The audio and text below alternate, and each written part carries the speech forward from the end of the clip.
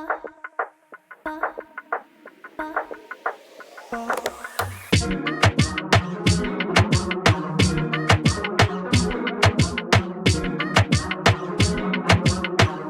to another episode of Emotional Nightmares. Still down here in Butler at Club 831.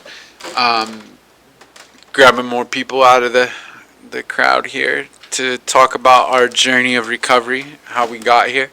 So with that, we have another guest who's going to share about her journey of recovery. So this is Jess. So Jess is going to go ahead and share with us. So go ahead and introduce yourself. Okay, so my name is Jessica, and I have been an addict since, well, I guess forever, because even when I was young, I had addictive traits that in anything that I did. My addiction probably started when I was maybe 12 or 13, and the more that I think about it, it probably started, honestly, with my oldest son's father. I think he was like my first addiction, and I didn't realize that until like way later in life. But running around, went from being like a good kid, like school was what I did, but always struggled through school. Never got, not that I didn't get along with people, and maybe, I don't know, I guess I did get bullied like pretty badly. And I would say maybe like 13, 14, I don't know, somewhere around there, I started, just doing, I think, what a lot of people did at that, well, I think a lot of people did. There was people that weren't, but I was sneaking out and not coming home, but I didn't do it, like, other people went home and stopped, and I would keep going to the excess, like, pretty immediately early on. What do you mean? If we were at someone's house having a house party drinking, everybody else would like chill out or go home or whatever, and I would not want to go home. I would want to keep drinking until I blacked out. Like, that was my So you're ending. a blackout drinker. Yeah, and I haven't drank in probably 20 years. My addiction took off like crazy, but not really with alcohol, but that's kind of where it started, I would say. And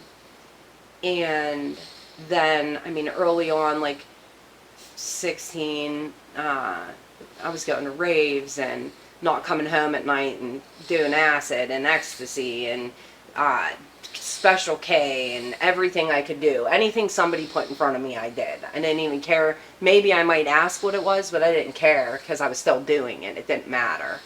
And I ended up going home, like, tripping with somebody else's shoes on, like a dude's shoes, like size 12. And my mom was like, what the hell is wrong with you, like flipping out. And I was like, I'm tripping, like, I'm tripping, I don't even know, like. So she took me in the emergency room, which they couldn't really do anything, like, that was a long time ago, so I don't know, like, the exact of that, but I think she was trying to have me 302'd, because she did that a lot. That was like her response to anything, maybe that it was like a psychological issue or something that stemmed from like sexual abuse as a child, like 6 years old, 10 years old. So I think that that was like a lot of the reason that she took me, thinking it was psychological.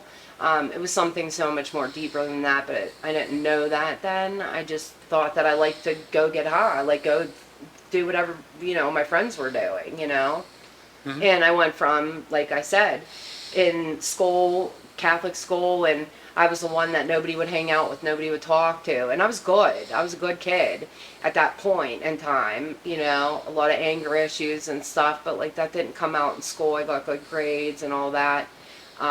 So you were learning then in all reality, you were learning how to be a chameleon and how Yes. to like hide in plain sight, more Absolutely. or less. Yeah.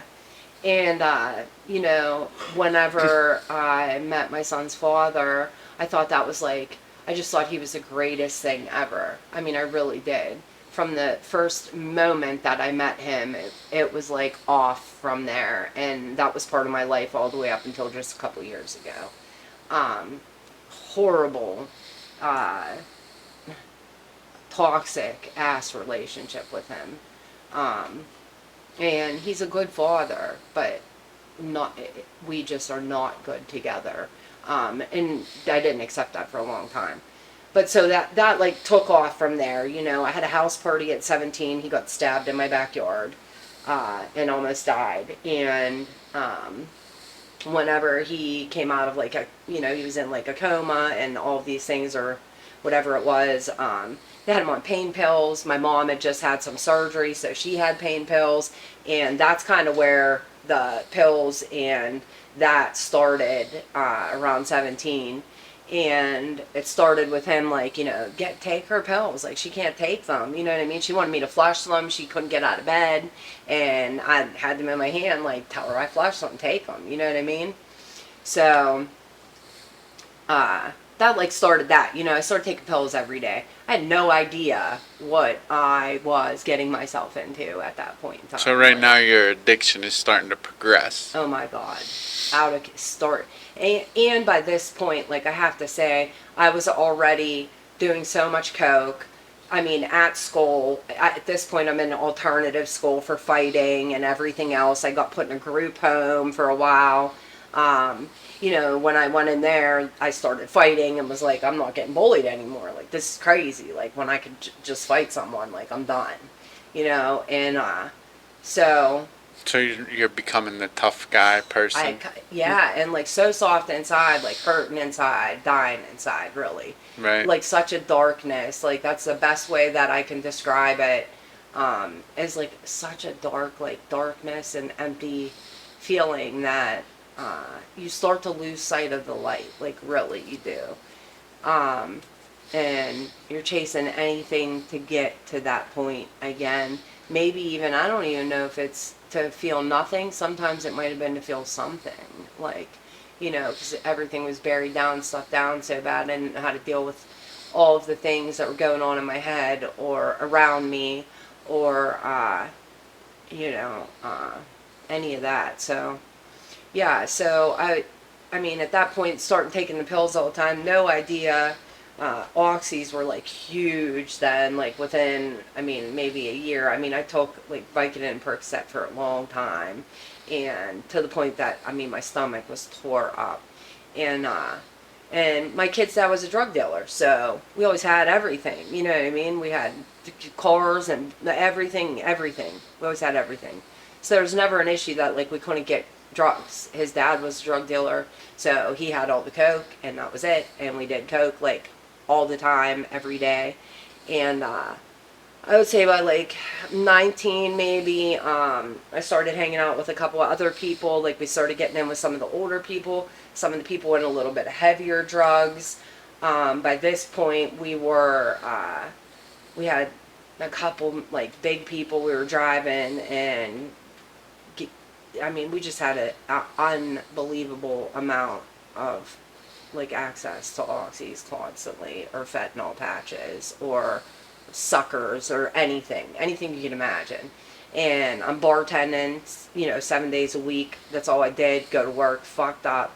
So I don't know if I can swear, but yeah, fucked up, and then go to work, do that, and sleep whenever maybe I could sleep, and then do it again. And it was acceptable at the bar I worked at. They had everybody in there that was doing the same thing, I'd get too fucked up behind the bar, and the owner would say, go do a line. Go get your shit together, you know what I mean? Yeah.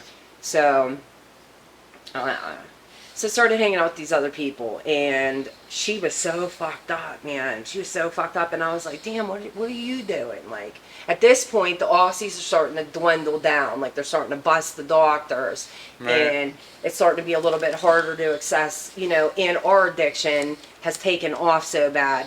So where he was leaving me hundreds of dollars on the table and drugs and this and that, now he's like keeping more for himself, not taking care of me as well. And I'm kind of like reliant on him at this time, like for the drugs, basically.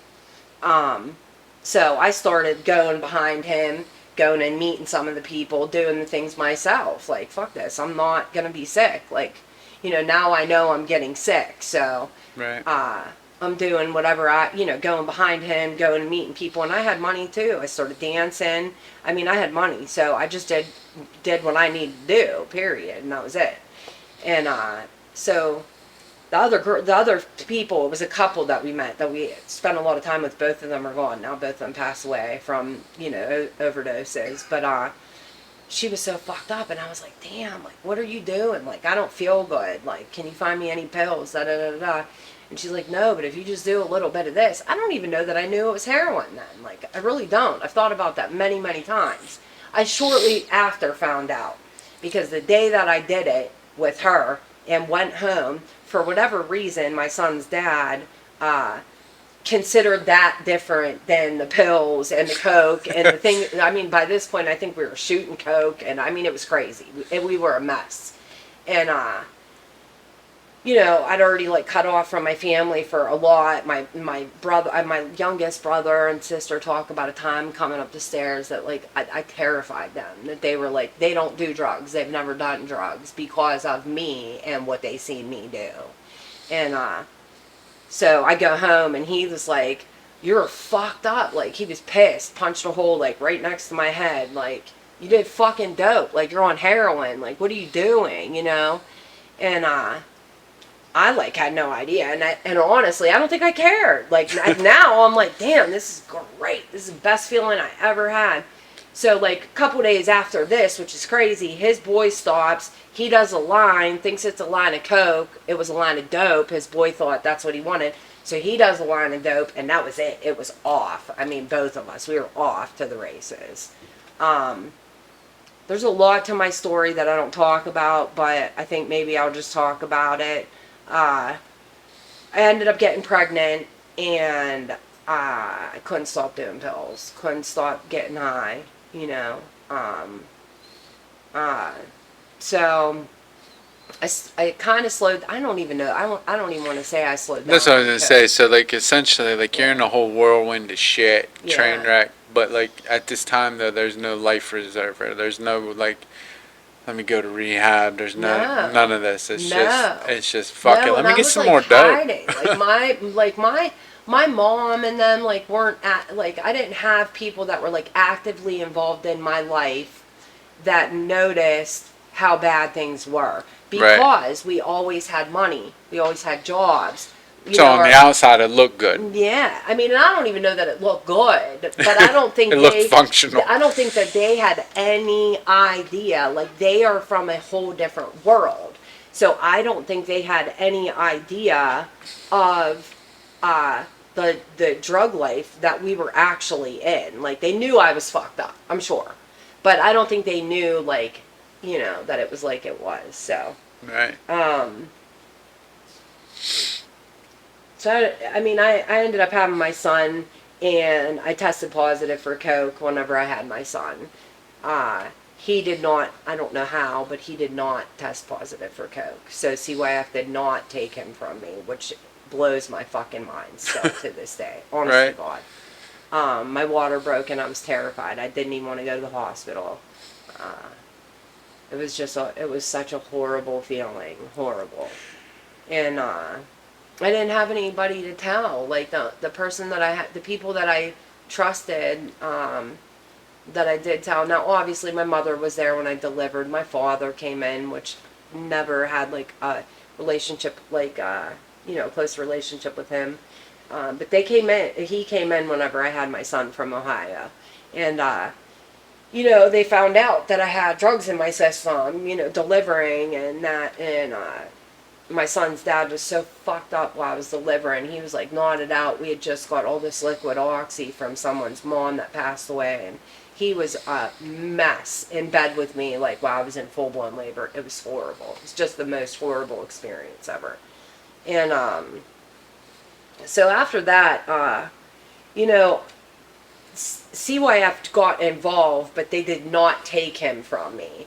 Right. So they really tried to work with me and him, and it came to a point that I ended up leaving him and taking my son, and I ended up going through I moved back in with my mother. I went through with the things that they expected of me and needed me to do, and I stayed away from my son's dad.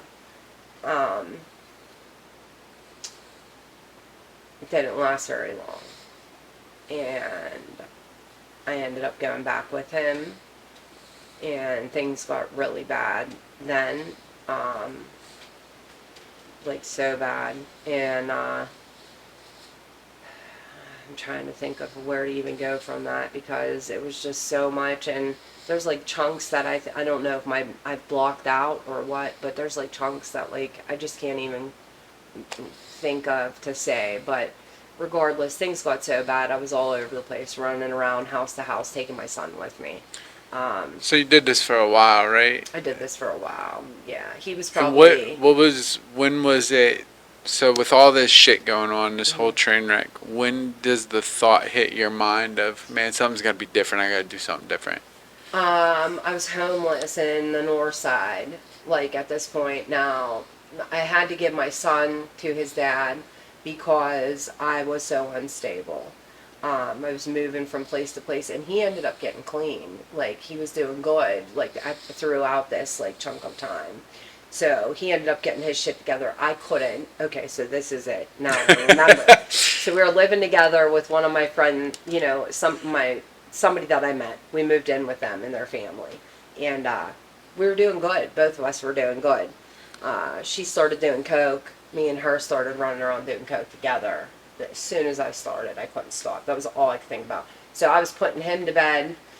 You know what I mean? Waiting until my baby's dad fell asleep, and I was taking off all night and getting high, coming in before he woke up. You know, getting in bed, and he wouldn't even notice. You know, so at some point I didn't go home. You know what I mean? Like I stayed out too long, and he didn't have a right. He couldn't get to work, and all of this, and I ended up getting kicked out. My family came and got me. I didn't stay. I couldn't get clean. I wasn't ready. I ended up homeless. I mean, it was terrible. I went to rehab somewhere. I left with someone. I'm sure that's how I ended up back in Pittsburgh, and fucking was so bad. I was shooting crack, and it was so fucking bad. I was shooting in my neck and my anywhere I could, and I was in some fucking trap house in the north side above a bar, and it was so bad, like I couldn't function. I was like 98 pounds, and my skin was just like on fire. Like at that, there was no breakdown powder. You didn't have nothing like that to shoot. I was shooting crack with vinegar. Like it was fucked up. And yeah, so I ended up going to the hospital. They had to get an ambulance to come because I couldn't even. I mean, I was so bad. It was just so terrible. So at that point, I called my kid's dad's aunt and said I needed help. I ended up going and getting on methadone. So you knew at this time, like I knew I at this knew time, help. like I I'm gonna need help. fucking die. Like it was so bad. That was such a bad time in my, and I was alone, like fucking alone, just with the random people I met on the street. You know, like the chameleon thing. Right. Whoever I met, I could blend right in and go hang with them and be okay. So that's what I did. That's what I did a lot of my life. You know, I don't, I don't know. That was. So I'd go to rehab, do what I need to do, get my son back. End up meeting my other children's father, and he never did drugs. He played football. He was a drinker, but no drugs, you know. Treated me so good.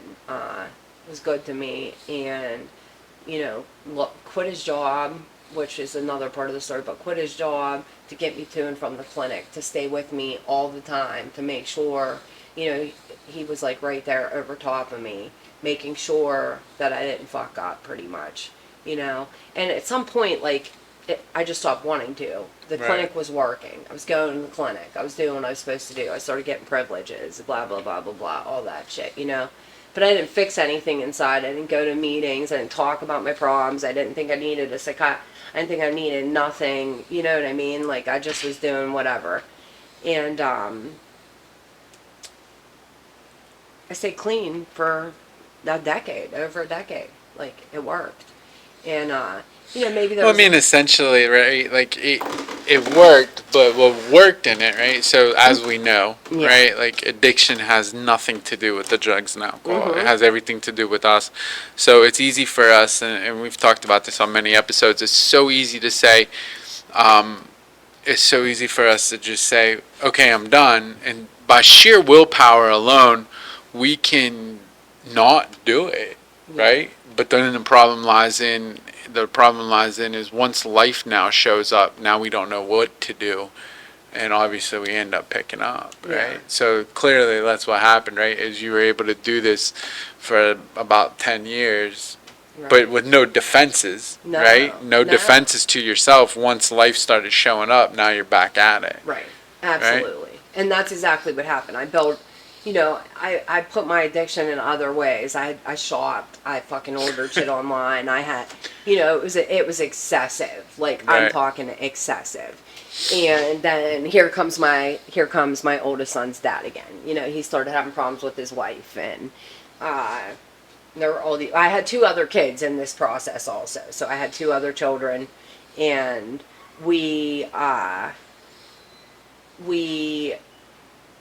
did good for like a while. I was miserable inside. I was not happy. I was so unhappy.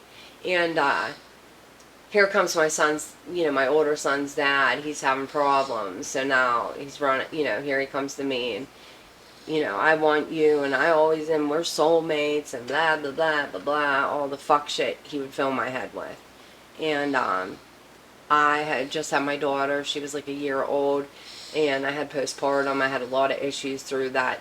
I didn't use outside drugs. I stayed on my methadone. I did what I was supposed to do through both pregnancies. Qualified for some program because I did so well, where they kept her with me, didn't put her on meds. Like, I was one of the first people they did that with at McGee. And my head was so fucked up. I was in I didn't want to have, I shouldn't even say that. My head was fucked up. I was You in can a say bad it if you want place. to. Yeah, I was in a bad place. And I was already miserable at that point. Like, I already didn't want the life that I had. And so I mean, that boils it down right there, That right? boils it It's down, like yeah. in Yeah, that 10-year frame, like you started building a life, but it just No, I that was just miserable. you were miserable. You didn't want it. No. So here he comes, and he's like, now he's got business. He's selling drugs again. He's got all this shit, and he's like, why are you staying with this dude that can't hold a fucking job, and you're working, and you're miserable, and you love me? And I did. I always chose him. I always went to him. It always destroyed the other relationships I was in. I never was faithful to anybody. I was always with him, period. Everybody knew that. They put his name, my name came right after. She's coming right behind. If he had a problem, I was right there next, So him and I end up choosing him. We start getting fucked up. Immediately. We start getting fucked up. Like, we were clean, doing good for like a little while. He's like, I go to the doctor, with your postpartum. He'll give you benzos and blah, blah, blah, blah, blah. And I'm like, great idea. Let's fucking call him, right now. It's a great idea. So that was it. That took off. And I started smoking crack again. Taking my kids with me to buy crack, getting them to school, doing all that. But I'm smoking crack like a crazy person. Like, not sleeping, smoking crack constantly. And, end up coming down to my family coming, and my other, younger two kids' dad is like flipped out. We got in this huge fight. I was smoking crack in the bathroom. We got in this huge fight. It was like New Year's Eve or something. The police got called. It was a whole shit show. And when he left, he was gone, and I brought my other son's dad back into the house immediately. Like, okay, he's going to take care of me. He's going to fix everything, And so that was a mess. We started shooting coke again. Doing dope. Well, we weren't doing dope, but we're shooting coke again, eating Basically, mushrooms. you just picked up where you left off. We were out of our fucking... I've never been so out of my fucking mind. I was out of my fucking mind. I had no idea. Like, we pulled a gun on my brother. It was insane. Fucking insane. And, so the house anyways, the wife, the ex-wife, well, not ex, but they're still married. So the wife calls, reports, says that there's drugs, guns, blah, blah, blah, blah, blah in the house. So the house gets raided. The hotel gets raided we're staying at. and we got like huge, like he's still in jail right now. We had huge charges, big charges, lots of guns, all that shit. So they charge me with everything they charge him with, and I'm fucked up at this point. My kids aren't with me, they're with their dad, and my family is helping him to do whatever, and I have no part of speaking with them, seeing them, anything. And that's pretty close to where I am right now. In and out of jail. That's what I did. Completely running, lost everything that I built up over all those years, like the car, everything. All the material shit. So let me ask you this, right? Mm-hmm. With all this bullshit, right? What's different, man? What's different now than any of the other times? And what's going to prevent you? Well, I'll ask that question next. But right now, at this moment, what's different now than any other time?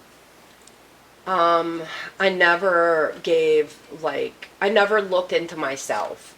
Okay. So, I don't know what I even thought. I always just thought if I could just stop doing drugs, I guess maybe is what I thought. I started really fighting and wanting to go to programs, and I had it's crazy. I met somebody, and he was my best friend, and we were together all the time, and I'm still with my ex at this time. I ended up being best friends with him, and then being intimate and having a relationship with him and choosing him over my kid's dad. And in and out of jail, that whatever. And looking at him, honestly, kind of, and his mom, and just the things that we were doing, my family, something just made me want to try again. And when I did, every time that I would go to rehab, something new would stick. I would work on something more within myself, and I would get further away from wanting to escape. Right. I found light again. I don't know another way to explain. Found hope. I found hope. Yeah. So, ex-husband's in jail. Mhm. What happens when he comes home? What's He's gonna been prevent? home. What's gonna prevent you from going back there? He's been home several times in and out, and Because that's he your still pattern. tries to call and Yeah, do it's all your of that. pattern. Yeah, he still tries to call and do all of that. But that was shut down. That was something that one of the, I realized at some point, and this is one of the hardest things I think that I did realize, I realized that I became everything that I hated in everybody else. And that was hard for me to realize. Yeah. And that was before I came to before I came to where I am now. And I'd already made some other changes within myself, but I think that was the last piece that one of the last pieces. There's still more I need to work on, but it was a huge part of something that I needed to realize so that I could really start to change.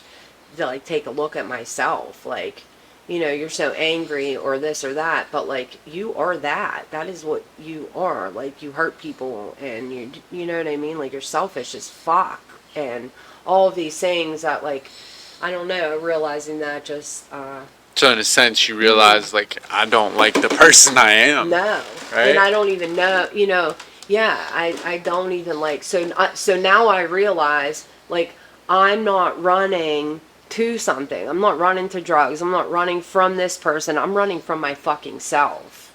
So until I fix whatever's making me run from myself, I have no chance. So I had to make changes. In my mind, I had to. I miss my children. I want to see. I'm a good mother. I'm a good mom. I love to get high, and I had things that I didn't work on, that I buried down, that needed to come up. And if I didn't work on them, they will continue to keep coming up at some point down the road. Yeah. So doing what I'm doing now, working on these things. That's the only way I know. This is the only time I've ever felt like whole, like not, like there's an emptiness inside. I don't feel that. And I don't mean that, like, I feel I miss my kids and I miss my family, you know, but I'm talking about something different. It's not, it's something different than that. It's that feeling inside the stomach that's like, you know, you know, the question I've been asking everybody is like, did you finally learn to love yourself? Yeah, I think, and I started finding like the things that I love to do again. Like I lost myself for so long. Absolutely, yeah. And yeah, I feel like I have like a purpose again. You know, I lost that feeling. You know, and being away from my kids and all of that, I felt like, you know, they were better off without me and nobody needed me. But they do need me. That is not the truth. That's a lie that, you know, I repeat to myself in my head that keeps me fucking stuck. Yeah. That I don't want to be stuck anymore. You know? So people around listening to other people, seeing other people and seeing their stories gives me hope that if they can do it, I can do it too. You know? I mean, there's somebody listening to your story right now, right? What would you say to them?